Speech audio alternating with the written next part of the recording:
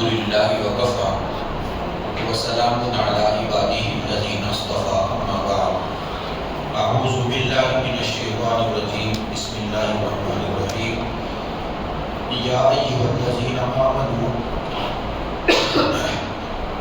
لا يسخر قوم من قوم عسى ان يكونوا خيرا منهم ولا نساء من نساء عسى ان يكون خيرا منهم ولا تلمزوا انفسكم ولا تنابزوا بالالقاب بئس الاسم الفسوق بعد الايمان ومن لم يتب فاولئك هم الظالمون يا ايها الذين امنوا اجتنبوا كثيرا من الظن ان بعض الظن اثم ولا تجسسوا ولا يغتب بعضكم بعضا ايحب احدكم ان ياكل لحم اخيه ميتا فكرهتموه واتقوا الله ان الله هو التواب الرحيم صدق الله مولانا العظيم اللهم صل على سيدنا محمد وعلى آل سيدنا محمد وبارك وسلم.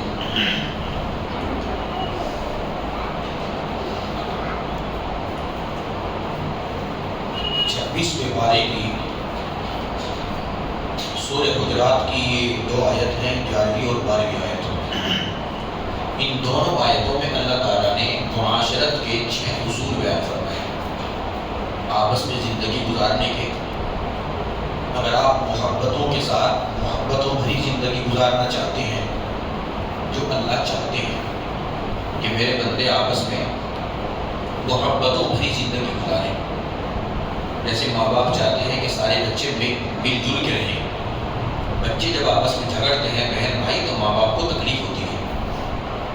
اللہ تعالیٰ بھی چاہتے ہیں کہ میرے سارے بندے محبت پیار کے ساتھ زندگی گزاریں. تو محبتوں بھری زندگی گزارنے کے لیے ان دو آیتوں میں 6 اصول ہیں اور بڑی قیمتی ہے. تفصیل 6 کی الگ الگ ہے، مگر بغیر تفصیل کے مختصر آپ کے سامنے 6 کے 6 عرض کر رہے ہیں انشاءاللہ. پہلی بات کیا ہے؟ یا ایھا الذین آمنوا لا یسخر قوم من قوم. اے ایمان والو، ایک قوم دوسری قوم کا مذاق نہ اڑائے. کوئی کسی کا مذاق نہ اڑائے، نہ جماعت دوسری جماعت کا مذاق اڑائے، نہ کوئی اکیلا بندہ دوسرے کا مذاق اڑائے. اس کی حکمت بھی بیان فرمائی، اس کی وجہ بھی بیان فرمائی. عسیٰ ان یکونوا خیرا منہم، ہو سکتا ہے جس کا تم مذاق اڑا رہے ہو وہ تم سے بہتر ہو. بہتر کا فیصلہ تو اللہ کے یہاں ہوگا.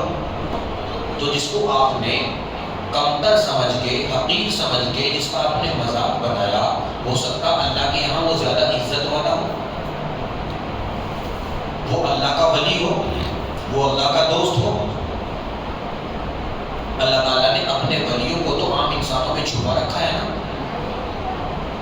تو اس لیے کوئی کسی کا مذاق نہ اڑائے، کوئی کسی کا مذاق نہ بنائے. مجلس میں بیٹھے ہوئے ہیں اور ایک بندہ غریب سا ہے، اس کی غربت کا مذاق اڑ رہا ہے. ایک بندہ کمزور ہے جسمانی اعتبار سے، اس کی کمزوری کا مذاق اڑ رہا ہے. چاہے غربت کا مذاق ہو یا جسمانی کمزوری کا مذاق ہو یا کسی کی صحت کے بارے میں مذاق ہو یا رنگ روپ کا مذاق ہو یا کسی خاندان کے اوپر مذاق ہو، یہ جائز نہیں، حرام ہے. کسی کو کسی کا مذاق اڑانے کا اختیار نہیں. مذاق میں بھی مذاق نہیں اڑائیں گے. مذاق میں بھی کہ جی میں تو مذاق کر رہا تھا، مذاق میں بھی کسی کا مذاق اڑانے کی اجازت نہیں ہے. جب انسان کسی کا مذاق اڑاتا ہے تو وہ مذاق اڑانے والے کو کمتر سمجھتا ہے، اپنے آپ کو برتر سمجھتا ہے. تبھی تو مذاق اڑاتا ہے. کمتر انسان اپنے سے برتر کا مذاق کیسے اڑا سکتا ہے؟ تو جو برتر ہوتا ہے نا وہی کمتر کا مذاق اڑاتا ہے. تو اس کا فیصلہ آپ نے خود کر لیا کہ میں برتر ہوں، یہ کمتر ہے. حالانکہ یہ فیصلہ کس نے کرنا تھا؟ اللہ نے کرنا تھا. تو کتنا برا کام کیا. اسی لیے اللہ پاک نے فرمایا کوئی کسی کا مذاق نہ بنائے. آپ اس کا مذاق بناؤ گے، اس کے دل میں آپ کی نفرت بیٹھ جائے گی، اندر ہی اندر وہ آپ سے جلے گا، آپ کے لیے بد دعائیں کرے گا. تو کیوں کسی کا مذاق اڑا کے کسی کی بد دعا لینی ہے؟ اور کیوں اپنے آپ کو اللہ کی نظر میں گرانا ہے؟ اللہ کے بندوں کا مذاق بنانا اللہ کی نظر میں گرنا ہے. اور یہ اتنی عجیب بات ہے، اللہ نے فرمایا کوئی مرد کسی مرد کا مذاق نہ اڑائے، وَلَا نِسَاءٌ مِّن نِسَاءٍ، اور کوئی عورت دوسری عورت کا مذاق نہ اڑائے. حالانکہ مرد کو بول کے اللہ تعالیٰ عورتوں کو اس پہ لے لیتے ہیں، مگر یہاں معاملہ نازک ہے، تو اسی لیے اللہ تبارک و تعالیٰ نے عورتوں کو الگ سے اس کا تذکرہ کیا. فرمایا عورت بھی کسی عورت کا مذاق نہ بنائے. نہ مرد کو اجازت ہے اور نہ عورت کو اجازت ہے. تو پہلی بات معاشرتی اصول میں یہ بیان فرمائی کہ ایمان والوں کوئی کسی کا مذاق نہ اڑائے، کوئی کسی کا مذاق نہ بنائے.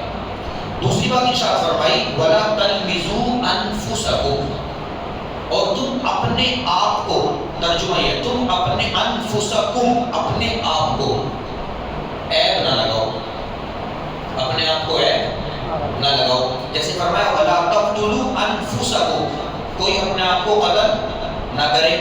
اس سے مراد دوسرے کو قتل کرنا ہے. مطلب کیا ہے؟ آپ کسی اور کو قتل کرنے کا ارادہ کرو گے، وہ تمہیں قتل کرنے کا ارادہ کرے گا. اس طرح یہاں ہے کوئی کسی کو عیب نہ لگائے، یہاں ہے اپنے آپ کو عیب مت لگاؤ. کہنا کیا چاہیے تھا؟ کوئی کسی کو عیب نہ لگائے. کہا کیا اللہ پاک نے؟ اپنے آپ کو عیب مت لگاؤ. یعنی اگر تم دوسروں کو عیب لگاؤ گے تو لا محالہ تم اپنے آپ کو عیب لگاؤ گے. تم نے اسے عیبدار کہا، وہ تمہیں عیبدار کہے گا. تو ذریعہ آپ خود بنے اپنے آپ کو عیبدار کہنے کا. اس لیے فرمایا کوئی کسی کے ماں باپ کو گالی نہ دے، کوئی اپنے ماں باپ کو گالی نہ دے. بدترین ہے وہ جو اپنے ماں باپ کو گالی دیتا ہے. صحابہ نے کہا اللہ کے رسول کوئی اپنے ماں باپ کو گالی کیسے دے سکتا ہے؟ فرمایا تم کسی اور کے ماں باپ کو گالی دو گے وہ تمہارے ماں باپ کو گالی دے گا، تو تم نے خود گویا اپنے ماں باپ کو گالی دی. سمجھ رہے؟ تو فرمایا کوئی کسی کو عیب نہ لگائے، عیبدار کو بھی عیبدار نہ کہو. عیبدار کو بھی عیبدار، آنکھوں سے دیکھا عیب کرتے ہوئے اصلاح کر سکتے ہو تو کر لو، اصلاح کر سکتے ہو تو کر لو، مگر اسے اس کے دو ترجمے کیے گئے. وَلَا تَلْمِزُوا أَنفُسَكُمْ، ایک کوئی کسی کو عیب نہ لگائے، دوسرا کوئی کسی کو آر نہ دلائے، کوئی کسی کو آر نہ دلائے. گناہ یاد کرا کہ اسے آر دلا رہے ہیں، اس کی بھی اجازت نہیں ہے. یہ فرمایا اپنی آنکھوں سے بھی اگر دیکھو اس کی اصلاح کرو، کرو. بدنام کیوں کرتے ہو؟ آر کیوں دلاتے ہو؟ خیر القرون کے زمانے میں غامدیہ صحابیہ تھی، ان سے بدکاری کا صدور ہو گیا، زنا کر بیٹھے. اور گناہ کرنے کے بعد میں اللہ کے نبی کے پاس میں آ کے اقرار کر دیا، حضور مجھ سے غلطی ہو گئی، طاہرنی یا رسول اللہ. اللہ کے نبی آپ مجھے پاک کر دیجیے، آپ مجھے پاک کر دیجیے، میں نے گناہ کیا ہے. پاک تو ہونا پڑے گا. جب بندہ گناہ کرتا ہے تو وہ ناپاک ہو جاتا ہے. اب چاہے تو یہاں پاک ہو جائے یا پھر اللہ کے یہاں جا کے پاک ہو، وہاں بھی اللہ پاک کریں گے. اگر ایمان کے ساتھ گئے تو اللہ تعالیٰ پاک کریں گے جہنم میں ڈال کے، جہنم میں غوطے لگائیں گے، اور جب پاک ہو جائے گا تب جنت میں ڈالیں گے. تو وہاں پاک ہونے سے بہتر ہے یہی پاک ہو جائے گا. جی تو انہوں نے کہا اللہ کے نبی طاہرنی یا رسول اللہ مجھے پاک کر دیجیے. مطلب کیا تھا کہ شرعی سزا میرے اوپر نافذ کر دیجیے تاکہ دنیا میں سزا مجھے مل جائے، آخرت کی سزا سے بچ جاؤں. وہ جانتی تھی کہ آخرت کے مقابلے میں دنیا کی سزا معقول اسی ہے. چنانچہ حضور نے فرمایا، انہوں نے 3-4 مرتبہ اقرار کیا اپنی زبان سے کہ مجھ سے بدکاری ہو گئی. ان کے بارے میں فیصلہ کر دیا گیا کہ ان کو سنسار کر دیا. جب سنسار کرنے کے لیے حضرت علی لے کے چلے ان کو، تو پتہ یہ چلا کہ وہ حمل سے ہے. تو حضرت علی واپس آ گئے اور آگے فرمایا حضور کو تو حمل سے ہے، ان کا تو کوئی قصور نہیں ہے جو ان کے پیٹ میں بچہ ہے. حضور نے فرمایا جب بچہ پیدا ہو جائے تب آ جانا. اب انہوں نے جس دن بچے کو جنم دیا، بچے کو گود میں اٹھا کے آئی، فرمائی اللہ کے نبی بچے کو میں نے جنم دے دیا، آپ مجھے پاک کر دیجیے. جنم دے دیا. حضور نے فرمایا ابھی اس بچے کو تمہارے دودھ کی ضرورت ہے، اسے دودھ پلاؤ. جب یہ روٹی وغیرہ کچھ اور کھانے لگے گا تب آ جانا. چنانچہ چند دنوں کے بعد پھر آئی اور اس بچے کے ہاتھ میں روٹی کا ٹکڑا تھامے ہوئی تھی. یعنی کتنی پریشان ہے دنیا کی سزا کے لیے کہ دنیا کی سزا مل جائے میں پاک ہو جاؤں، آخرت کی سزا سے بچ جاؤں. حضور نے فرمایا سنسار کر دو. اب صحابہ نے ان کو سنسار کیا. سنسار مطلب عورت اگر ہے تو اتنا گڑھا کھود کے اس میں اتنا اسے دفن ڈالیں گے اور اس کی چھپائیں گے اس کی جسم کو کہ جسم نہ کھل جائے, اعضاء ظاہر نہ ہو جائے عورت کے, اور اس کے بعد پتھر مار مار کے ہلاک کر دیں گے. اب ان کو پتھر مار مار کے ہلاک کر دیا گیا.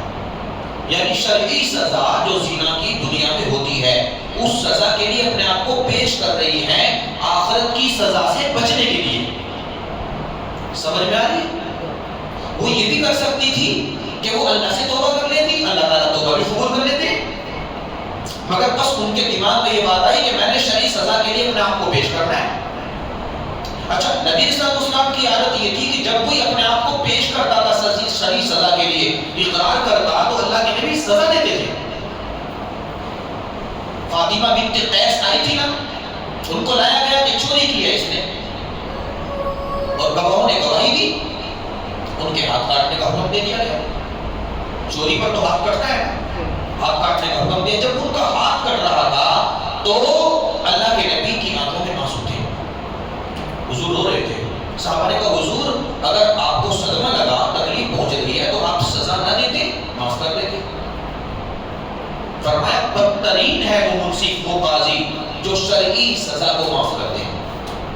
شرعی سزا معاف کرنے کے اختیار کسی کو نہیں ہے. ہاں, میرے پاس آنے سے پہلے ہی تو معاملے کو رفع دفع کر لیتے, معافی تلافی کر لیتے. جن کی چوری کی تھی وہ معاف کر دیتے اور وہ اللہ سے معافی مانگ لیتے, اللہ معاف کر دیتے. مگر جب میرے پاس میں آ کے اقرار کیا یا جرم ثابت ہو گیا تو پھر سزا دینا میری ذمہ داری تھی. تو شرعی سزا ہوتی ہے. اور پھر یہ فرمایا کہ یہ تو فاطمہ بنت قیس تھی, اگر فاطمہ بنت محمد ہوتی تو میں اس کا بھی ہاتھ کاٹتا. شرعی سزا کو نافذ کرنا پڑتا ہے. تو یہاں حامدیہ کو بھی شرعی سزا ملی اور ان کو سنسار کر دیا گیا. بدنامہ یہ تھا اس واقعے سے کہ خود اقرار کر رہی ہے, کسی نے آ کے الزام نہیں لگایا کہ یہ بدکار ہے, کوئی گواہ نہیں دے رہا اپنے خلاف, خود آ کے اقرار کر رہی ہے کہ میں نے بدکاری کی ہے, اور 4 مرتبہ اقرار کیا ہے, 4 مرتبہ اقرار کیا ہے. تب شرعی سزا کے لیے ان کو پیش کر دیا گیا. اور جب ان کو شرعی سزا ہو گئی, وہ اللہ کو پیاری ہو گئی, تو کسی نے ان کا نام لے کے ان پر غلط تبصرہ کیا. ان کا نام لے کے کہ حامدیہ تو ایسی تھی, غلط تبصرہ کیا. نبی علیہ السلام نے جب یہ بات سنی تو صحابہ کو جمع فرمایا اور ناراض ہوئے اور یہ فرمایا تمہیں حامدیہ کا گناہ تو یاد رہا, تم نے حامدیہ کی توبہ نہیں دیکھی. حامدیہ نے ایسی توبہ کی, اگر مدینے کے 70 گنہگاروں پر حامدیہ کی توبہ کو تقسیم کر دیا جائے تو حامدیہ کی توبہ پر 70 گنہگاروں کی مغفرت ہو جائے گی. ہم کرتے کیا ہیں, ہماری نظر لوگوں کے عیبوں پر ہوتی ہے, ان کی توبہ پر نہیں ہوتی. اللہ کی نظر توبہ پر ہوتی ہے. اسی لیے تو قرآن کریم میں ہر چند رکوع کے بعد توبہ کا مطالبہ ہے. یا ایھا الذین آمنوا توبوا الی اللہ توبۃ نصوحا, اے ایمان والو سچی پکی توبہ کرو. وتوبوا الی اللہ جميعا ایھا المؤمنون لعلکم تفلحون, تم سب مل کے اللہ سے توبہ کرو تاکہ اللہ تمہیں کامیاب کر دے. دیکھو کتنی مرتبہ اللہ پاک نے توبہ کا تذکرہ کیا. مجھے بتاؤ توبہ کس نے کرنی ہے؟ جو گناہ کرے گا وہ توبہ کرے گا یا جو گناہ نہیں کرے گا وہ توبہ کرے گا؟ توبہ تو گناہ پر ہی ہوتی ہے نا. تو توبہ کا تذکرہ تو اسی لیے ہے نا, بندے نے گناہ کیا, آپ نے دیکھا یا نہیں دیکھا, اللہ نے دیکھا. اللہ چاہے سزا دے, اللہ چاہے معاف کر دے. آپ کون ہیں آر دلانے والے, آپ کون ہیں عیب لگانے والے؟ شک کی بنا پر بس شک ہو گیا کسی کے اوپر, اچھا آپ کے اس کے ساتھ تعلق ہے, بھئی آپ نے کیوں جوڑ دیا تعلق, آپ نے کیوں تبصرہ پاس کر دیا, آپ کو کس نے اختیار دے دیا, آپ کو کس نے پہرے دار بنایا, آپ کو کس نے تھانے دار بنایا؟ کیا اللہ نے اپنے بندوں پر آپ کو تھانے دار بنایا, نگران بنایا, نگرانی کرو مجھے بتاؤ تفسیریں کرو؟ نہ نہ, اللہ نے منع فرما دیا. یہ فرمایا کہ دوسروں کی اچھائیوں پر نظر رکھو, اگر کوئی برا کر رہا ہے آنکھیں مت کرو, دیکھ لیا تبصرے پاس مت کرو, دعا مانگو میرا بھائی ہے اسے اس گناہ سے بچا. یہ تو خیر خائی ہے. کسی کو گناہ کرتا ہوا دیکھو تو اس کے لیے کیا کرو؟ دعا مانگو، اللہ میرا بھائی ہے، اسے گناہ سے بچا۔ یہ تو ٹھیک ہے، باقی اللہ پاک نے قرآن کریم کے اندر فرمایا نہ تو کسی پہ عیب لگاؤ اور نہ کسی کو عیب پر گناہوں پر آر دلاؤ۔ پھر آگے فرمایا وَلَا تَلْمِزُوا أَنفُسَكُمْ، اگر تم کسی اور پر عیب لگاؤ گے، کسی اور کو آر دلاؤ گے تو اس کا رد عمل تمہارے اوپر آئے گا۔ جتنا عیب لگاؤ گے اتنا ہی عیب تم پر لگے گا۔ اور یہ حدیث سن کے تو پڑھ کے تو ڈر بھی لگتا ہے کہ اگر کسی بندے نے کوئی گناہ کیا، چاہے وہ کبیرہ کیا یا صغیرہ کیا، اور گناہ کر کے وہ توبہ کر چکا، اور آپ نے اس کے بعد اس گناہ سے اسے یاد کیا اور دلائی اس گناہ پر، تو اس وقت تک موت نہیں آئے گی جب تک وہ گناہ آپ نہیں کریں گے۔ چاہے وہ زنا ہو، چاہے وہ شراب ہو، چاہے وہ حرام کھانا ہو، کسی کو آپ نے تانا مار دیا، آر دلا دی، آپ نے اسے عیب لگا دیا اور وہ توبہ کر چکا۔ توبہ کا تعلق تو اللہ سے ہے نا، پتہ نہیں وہ کرتے ہی توبہ کر چکا ہو اور اللہ نے اسے معاف کر دیا ہو۔ تو جب اللہ نے اس کے نامہ اعمال سے اس گناہ کو ڈیلیٹ کر دیا، آپ نے کیوں یاد رکھا؟ جی کچی پینسل سے لکھ کر اس پینسل کے لکھے ہوئے کو بچوں کے لیے مٹانا جتنا آسان ہے، خدا کی قسم ہزاروں سال کے گناہوں کو ایک توبہ پر مٹانا اللہ کے لیے اس سے زیادہ آسان ہے۔ اور بندے کی تو توبہ پر اتنے خوش ہوتے ہیں اللہ تعالیٰ، عابد کی عبادت پر اتنے خوش نہیں ہوتے جتنے گنہگار کی توبہ میں خوش ہوتے ہیں۔ بعض علماء نے لکھا ہے کہ ایک عورت کا اکلوتا بیٹا بیمار ہوا، ہسپتال میں ایڈمٹ کیا گیا، ڈاکٹروں نے کہا مر گیا، اکلوتا بیٹا، تو اس کی کیا حالت ہوئی ہوگی؟ اور وہ اپنے بچے کے پاس میں آ کے رو رہی ہے، اور جنازہ وہاں سے اسپتال سے لے کے گھر آئے، اور گھر بھی رو رہی ہے کہ بڑھاپے کا سہارا تھا، اکلوتا بیٹا تھا، شوہر بھی نہیں اور دوسرا بیٹا بھی نہیں، بھائی بھی نہیں، کوئی اور ہے نہیں ساتھ دینے والا، اکلوتا بیٹا تھا وہ بھی چل بسا۔ کتنا بڑا صدمہ ہے۔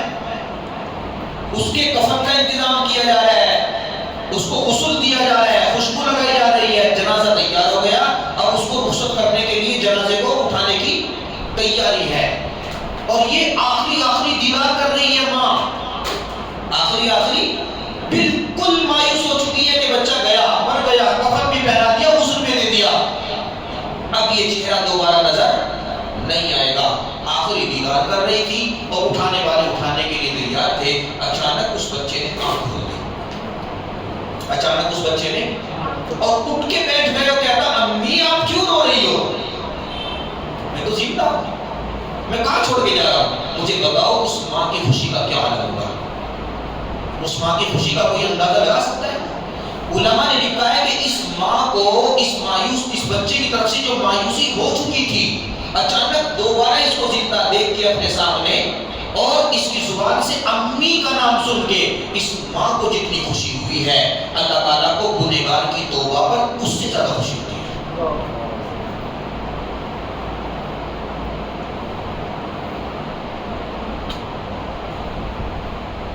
اللہ کرے ہم توبہ کرنے والے بن جائیں۔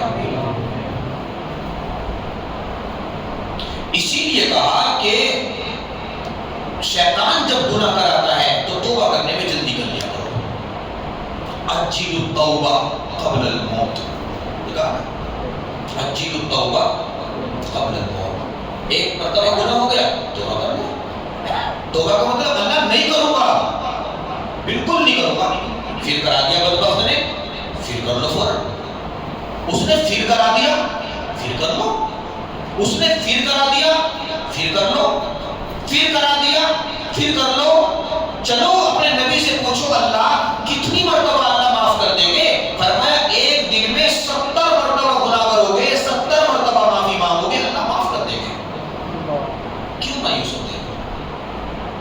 تو جب اللہ تعالیٰ خود گنہگار کو معاف کرنے کو تیار ہے اور ایک بندہ گناہ کر چکا ہے، غلطی کی اس نے، آپ نے اسے دیکھ لیا، کیا پتا وہ اللہ سے معافی مانگ چکا ہو، اللہ نے معاملے کو رفع دفع کر دیا ہو، آپ اس کے گناہوں کو کیوں یاد رکھتے ہیں بھائی؟ آپ نہ کریں اس کے گناہوں کو یاد، نہ اسے آڑ دلائیں اور نہ اس پر عیب لگائیں۔ اسی لیے اپنی زندگی میں اس بات کو لازم کر لیں کہ میں نے زندگی میں کبھی کسی کو کسی گناہ پر آڑ نہیں دلانی انشاءاللہ، اور نہ میں نے کبھی بھی زندگی میں کسی پر عیب لگانا، میں نے کبھی کسی پر عیب نہیں لگانا۔ سبحان اللہ، اس دنیا کائنات میں ایک ہی ہے اور وہ اللہ ہے۔ سبحان اللہ، کوئی اور بھی ہے؟ اکیلی اللہ کی ذات ہے، بے عیب ذات اللہ کی ہے۔ جو بندہ دوسروں پہ عیب لگا رہا ہے وہ دعویٰ کرتا ہے کہ میں بھی خدا کی طرح پاک ہوں۔ سمجھ میں آ رہی ہے؟ اور اگر آپ بھی عیب دار ہیں تو دوسروں پر عیب لگانے کا مطلب کیا ہے؟ جیسا وہ ہے ویسے ہی ہم ہیں۔ منہ دیکھ لیا آئینے میں پر داغ نہ دیکھا سینے میں، منہ دیکھ لیا آئینے میں پر داغ نہ دیکھا سینے میں، جی ایسا لگایا جینے میں، مرنے کو مسلمان بھول گیا۔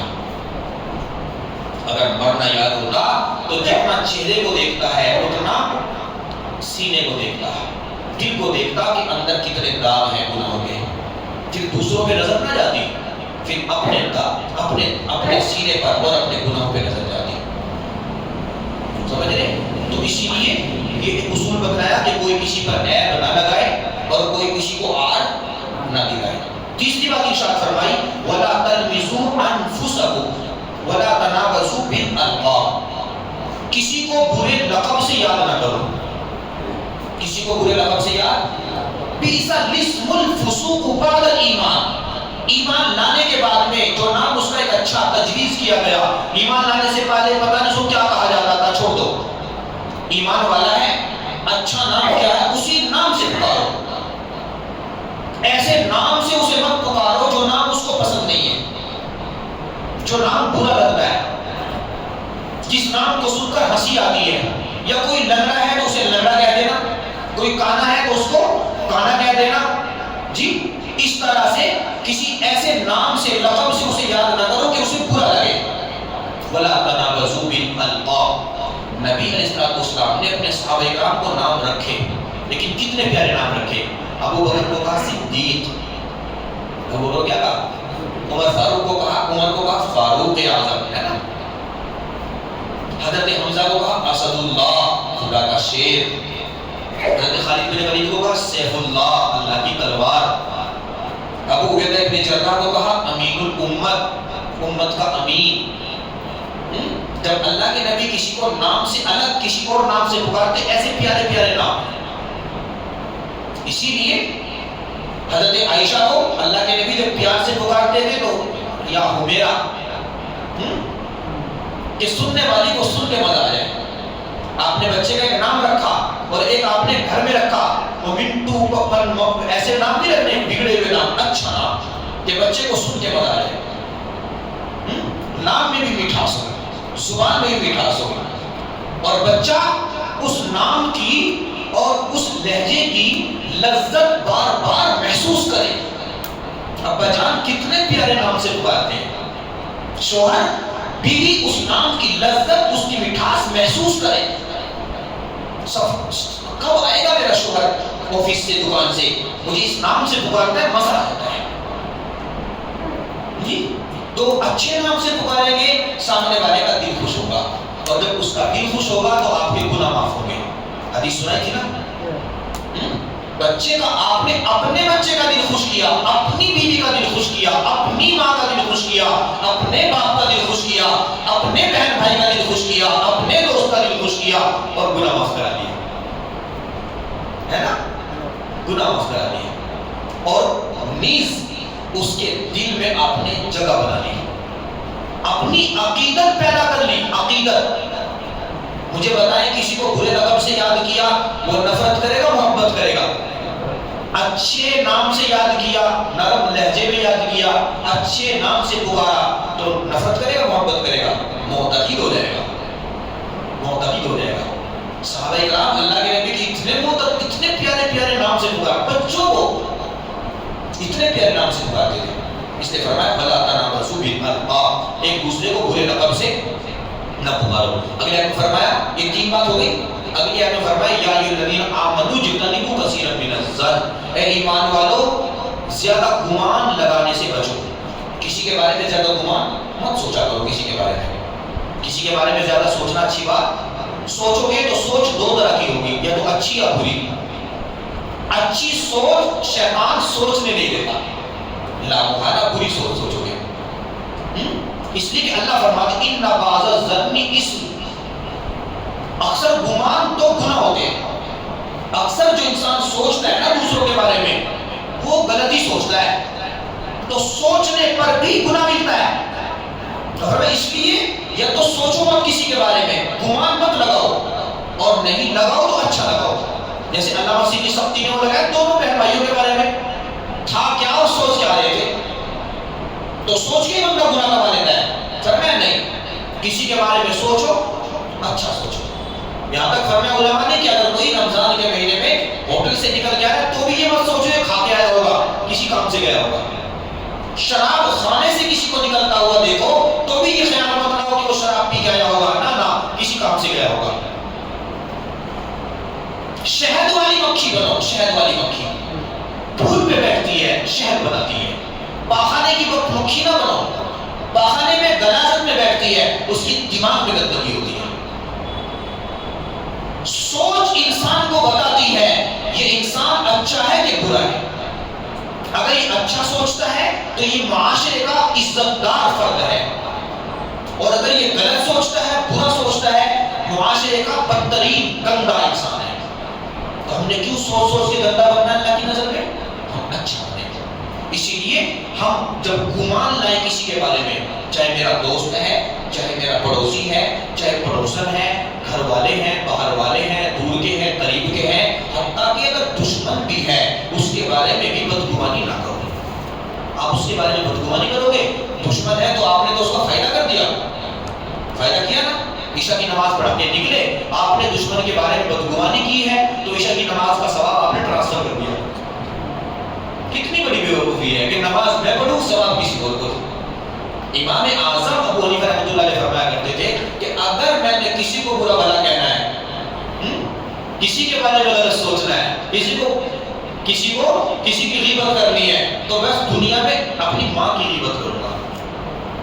میں نیکی دوں گا نا کسی کو تو اپنی ماں کو دوں گا، میں کسی اور کو کیوں دوں؟ میری سب سے بڑی محسنہ تو میری ماں ہے، تو جب میں نے ماں کو نہیں دینی تو میں کسی اور کو کیوں دوں؟ تو اسی لیے بدگمانی سے بچیں. بدگمانی حرام ہے. بدگمانی کیا ہے؟ حرام ہے. پھر فرمایا 5ویں بات وَلَا تَجَسَّسُوا، جاسوسی مت کرو. جاسوسی کرنا، کسی کی ٹوہ میں لگ جانا، کسی کے پیچھے لگ جانا، چھپ چھپ کے دیکھنا، کسی کے موبائل میں گھس گھس کے اس کے میسیجز چیک کرنا ہے جی، کال ریکارڈ کر کر کے سنوانا، یہ جاسوسی حرام ہے. اسلام میں جاسوسی کی سزا قتل ہے. جو بندہ جاسوس ہوتا ہے نا زندہ رہنے کا حق ختم کر چکا ہوتا ہے. اس لیے جاسوسی نہ کریں، کسی کی جاسوسی نہیں. اوپن زندگی گزاریں اور لوگوں کو اوپن زندگی گزارنے دیں. چھپا چھپی والا کھیل نہ کھیلیں، یہ بری بات ہے، یہ بری بات ہے. تو فرمایا وَلَا تَجَسَّسُوا، ایک دوسرے کی جاسوسی مت کرو. شوہر بیوی کی جاسوسی میں لگا ہے، بیوی شوہر کی جاسوسی میں لگی ہے، ماں باپ اپنے بچوں کی جاسوسی میں لگے ہیں، بچے اپنے ماں باپ کی جاسوسی میں لگے ہیں، بھائی کو دیکھو تو بھائی کی جاسوسی. تو بھائی کیا ہے یہ؟ گویا زندگی کی ترتیب یہی بنا لی کہ میں نے ساری زندگی اس کی جاسوسی کر کر کے گزارنا ہے. اور بھائی آپ کو ملے گا کیا آپ نے اس کی زندگی کا حساب دینا ہے؟ آپ نے اپنا حساب دینا، اس کو اپنا حساب دینا ہے. وہ غلطی کرے تو خود بھگتے، وہ غلطی کرے تو خود سزا پائے. آپ کو کیوں پڑی ہے؟ آپ اپنے آپ کو بچاؤ گناہ سے. اگر شک ہو رہا ہے تو اسے تاکید کرو، تنبیہ کرو، سمجھاؤ. جی یہی تو ہوتا ہے، چھپ چھپ کے جاسوسی کرنا گناہ ہے. وَلَا تَجَسَّسُوا، تفصیل ہے ان کی، تفصیل کا موقع نہیں ہے. 6 بات ارشاد فرمائی وَلَا يَغْتَبْ بَعْضُكُمْ بَعْضًا، کوئی کسی کی غیبت نہ کرے، کوئی کسی کی غیبت یہ بھی حرام ہے. اور غیبت کے اوپر تو ایسا عجیب جملہ ارشاد فرمایا اس کی نفرت کو دل میں بٹھانے کے لیے، اَيُحِبُّ أَحَدُكُمْ أَن يَأْكُلَ لَحْمَ أَخِيهِ مَيْتًا فَكَرِهْتُمُوهُ، کیا تم میں سے کوئی اس بات کو پسند کرتا ہے کہ وہ اپنے مرے ہوئے بھائی کا گوشت کھائے؟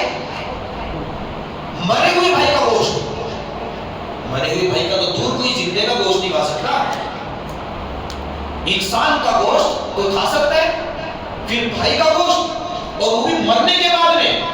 فرمایا اگر کوئی کسی کی غیبت کرتا ہے تو اپنے مرے ہوئے بھائی کا گوشت کھاتا ہے، اپنے مرے ہوئے بھائی کا گوشت کھاتا ہے. اجی میں تو اس کے بارے میں جو سچ ہے وہی بول رہا ہوں جی، میں تو سچ بول رہا ہوں جو اس کے بارے میں. یہی تو غیبت ہے، یہی تو غیبت ہے جو سچ بول رہے ہو آپ. کسی کی پیٹھ کے پیچھے اس طرح سے اس کا تذکرہ کرنا کہ اگر اس کے سامنے تذکرہ کیا جائے تو وہ اس کو برا لگے، اس کو غیبت کہتے ہیں.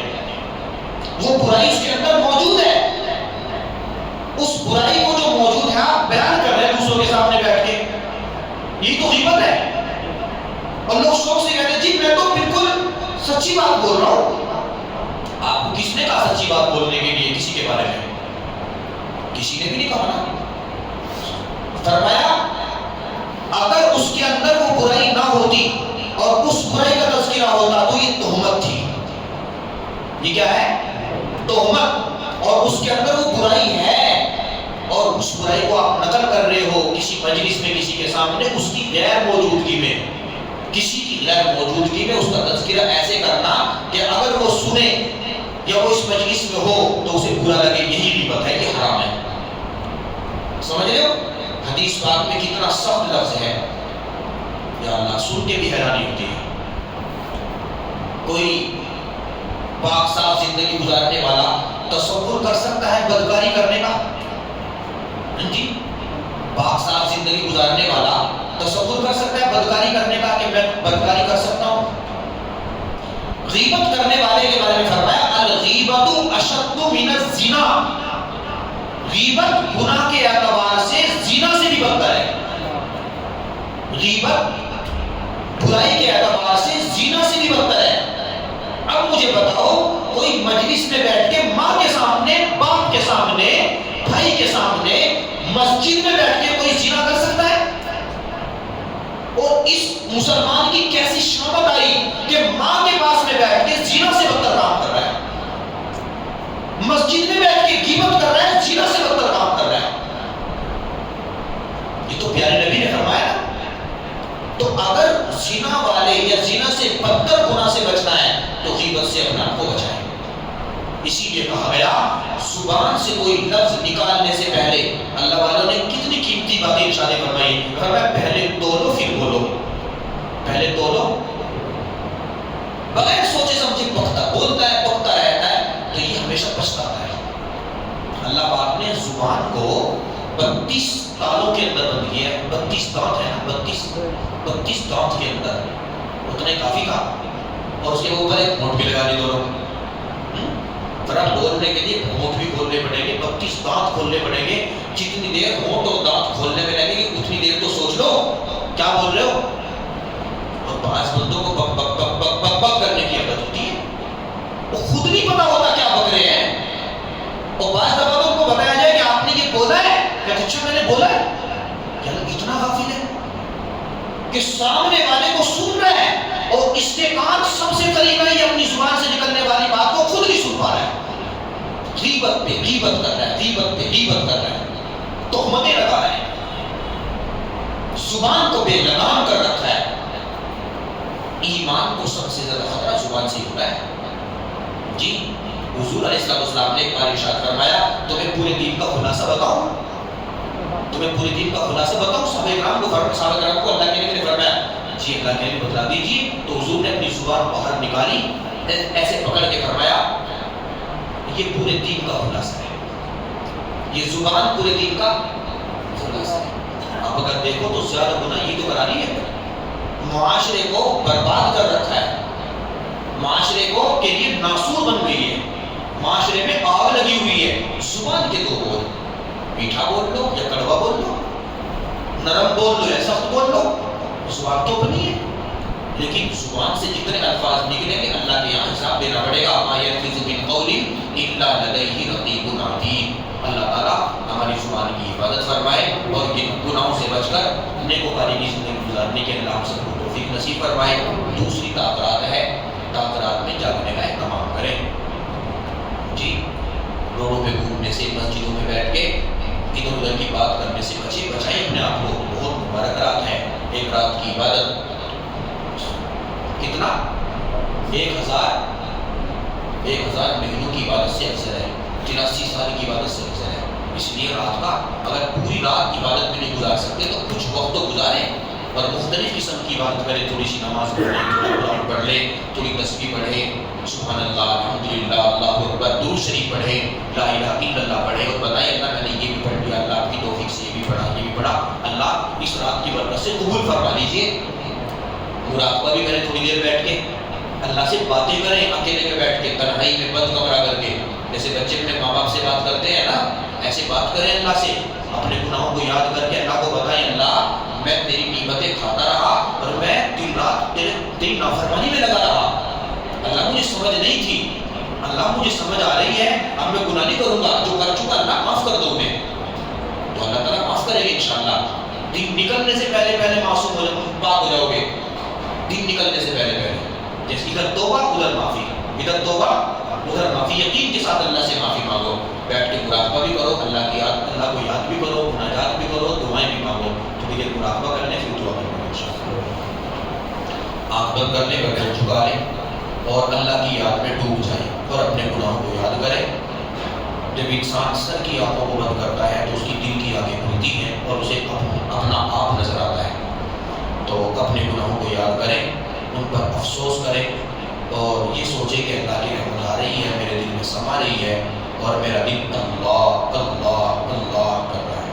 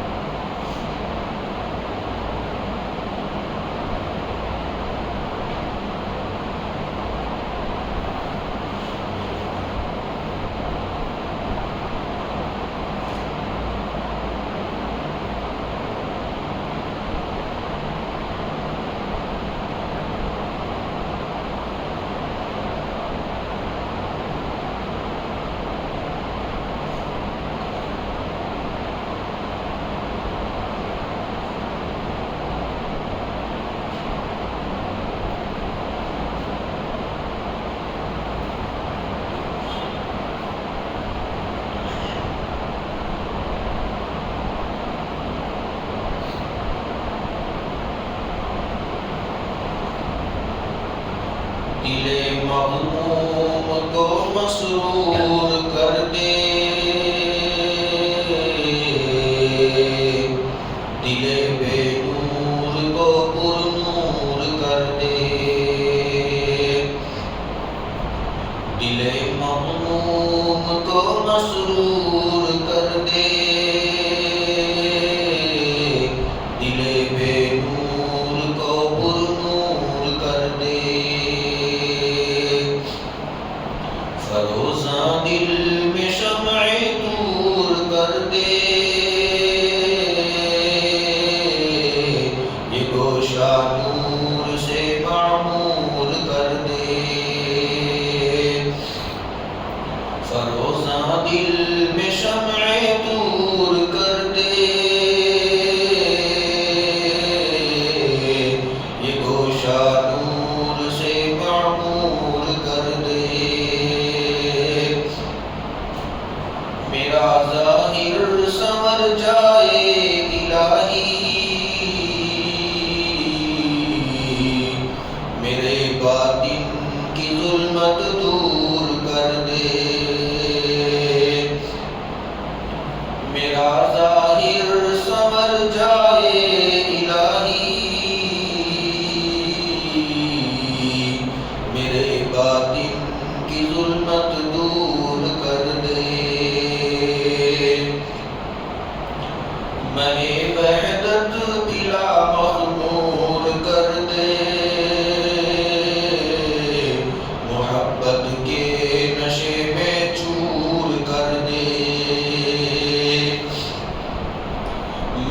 وحدت بلا مخمور کر دے،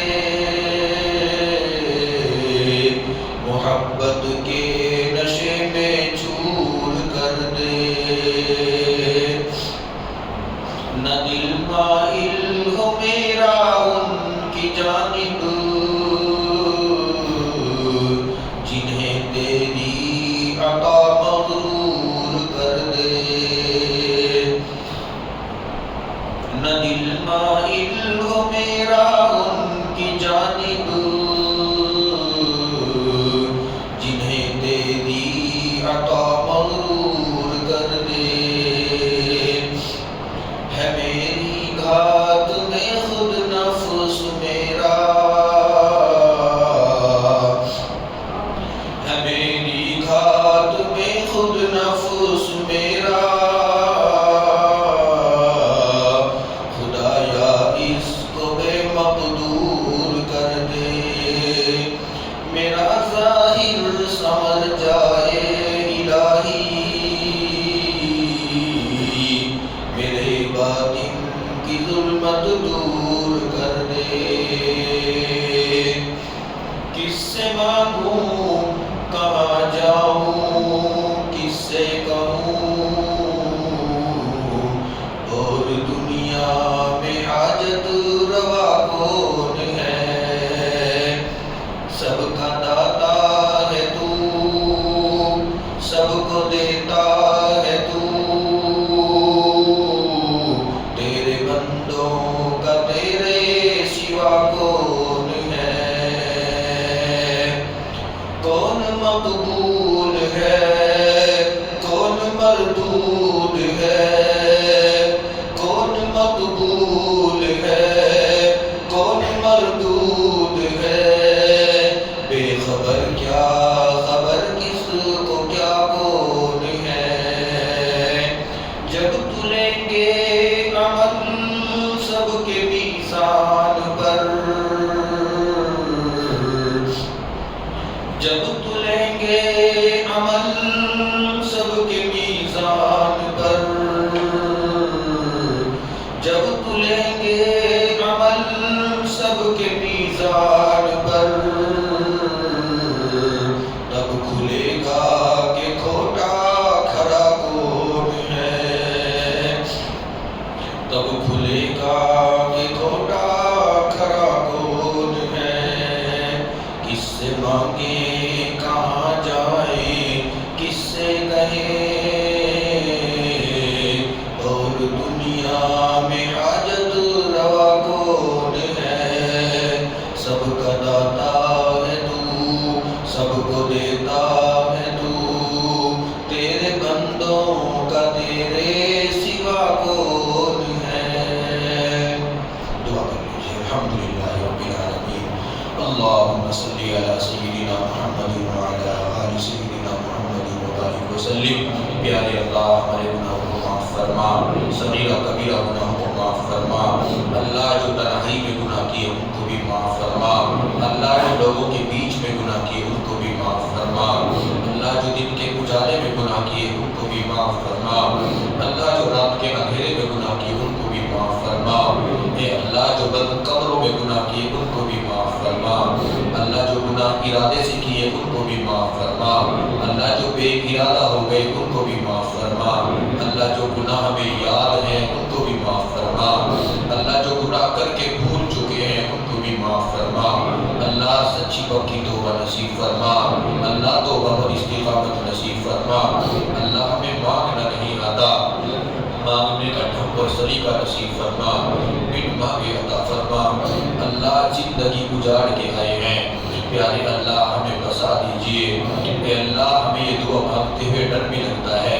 کہ ایک محبت کی نظر آپ ہم پر ڈال دیجئے، کہیں جواب یہ نہ آ جائے کہ محبت کی نظر میں بلال پر ڈالتا تھا، سمیہ پر ڈالتا تھا، پیارے اللہ آپ کی طرف سے یہ جواب نہ آ جائے ہمیں ڈر بھی لگتا ہے، لیکن اللہ ہم جیسے بھی ہیں تیرے بندے ہیں، بے شک گناہ کرتے رہے، لیکن اللہ قسم کھا کے کہتے ہیں ہم نے زندگی میں تیرے سوا کسی کو اپنا معبود نہیں مانا، اے اللہ ہم اکیلے تجھے اپنا خالق اور مالک مانتے ہیں، ہم نے تیری ذات میں تیری صفات میں کبھی کسی کو شریک نہیں کیا، خالص توحید ہمارے پاس ہے اور آپ کی توفیق سے ہے۔ پیارے اللہ، اے اللہ ہمارے ایمان کو قبول فرما، اعمال کو قبول فرما، اللہ ہماری رمضان کی عبادتوں کو قبول فرما، روزوں کو قبول فرما، تراویح کو قبول فرما، اللہ صدقے خیرات کو قبول فرما، تلاوت کو قبول فرما،